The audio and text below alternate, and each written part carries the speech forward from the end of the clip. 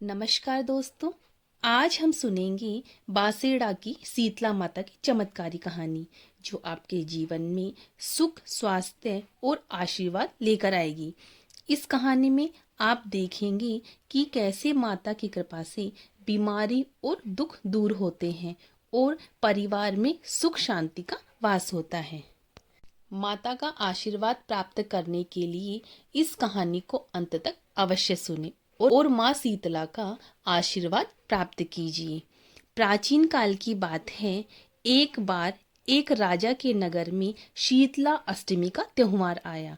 नगर के लगभग सभी लोग यह भूल गए थे कि इस दिन अग्नि नहीं जलाई जाती। हर घर में गरम गरम पकवान बन रहे थे और चूल्हे की तपन से पूरा वातावरण गर्म हो गया था। उसी दोपहर शीतला माता एक अत्यंत वृद्ध और असहाय महिला का रूप धारण करके नगर में भ्रमण करने के लिए निकली। उनके बाल बिखरे हुए थे और उनके हाथ में एक डलिया और झाड़ू थी। माता यह देखना चाहती थी कि उनके भक्त नियमों का पालन किस प्रकार से कर रहे हैं और किस प्रकार से नहीं कर रहे हैं। जब माता गली गली घूमने लगी तो चूल्हों से निकलने वाली गर्म राख और धुएं से उन्हें बहुत कष्ट होने लगा। उनके शरीर में जलन होने लगी। वे जिस घर में भी जाती उस वहां सहायता के लिए कहती, लोग उन्हें अनसुना कर देते। कुछ लोग तो गरम पकवान बनाने में इतने व्यस्त थे कि उन्होंने बुढ़िया रूपी माता को झिड़क कर भगा दिया। अंत में माता भटकते हुए नगर के बाहर एक कुम्हारन की झोपड़ी पर पहुंची। वह कुम्हारन बहुत ही धर्मपरायण और सरल हृदय की महिला थी। उसने नियम के अनुसार एक दिन पहले ही यानी कि सप्तमी को भोजन बनाकर रखा हुआ था और उस दिन चूल्हा नहीं जलाया था। जैसे ही उसने देखा कि एक वृद्ध महिला गर्मी और जलन से बेहाल है, वह तुरंत दौड़कर आई। उसने माता को शीतल जल से स्नान कराया, उन्हें पंखा झलकर शीतलता प्रदान की। इसके बाद उसने माता को प्रेम पूर्वक ठंडी राबड़ी, दही और बासी भोजन परोसा।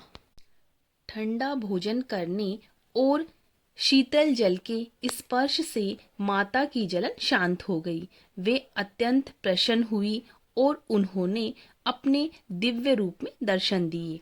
माता के सिर पर स्वर्ण कलश, हाथ में झाड़ू, नीम के पत्ते और शीतल जल था। कुम्हारन माता के चरणों में गिर पड़ी।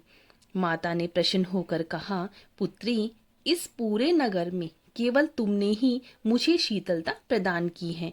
जो भी आज के दिन ठंडा भोजन करेगा और स्वच्छता का ध्यान रखेगा, उसके घर में कभी भी बीमारी, दरिद्रता और शोक का वास नहीं होगा।